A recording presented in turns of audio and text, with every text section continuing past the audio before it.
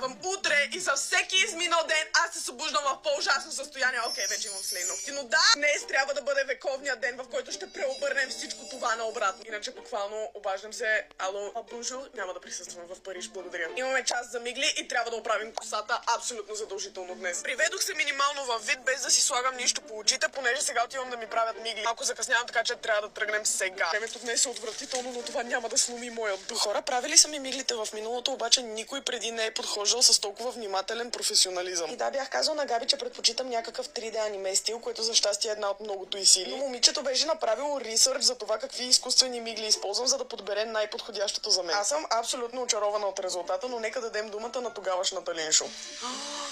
Оле, брутални. Как си ги представяш? Да, точно. Габи е абсолютна фурия в сферата си, печелила е множество състезания и то в различни категории с първо място. Но това, което ми остави най-силно впечатление е колко много това момиче си обича работата. Аз я препоръчвам горещо, а ти бързо отивай да я последваш. Това е огромен проблем. Проблема не са миглите, разбира се, миглите ги изяде. Проблема е, че аз трябваше да си измия косата, за да си сложа екстеншън и да я направя хубава всъщност, а не да е това. Трябва да си мокря миглите за следващите 24 часа. Затова трябва да сложа това. О, да. Фитче! Се отивам на концерт на Чарли XX, човек, така се чувства. Другото...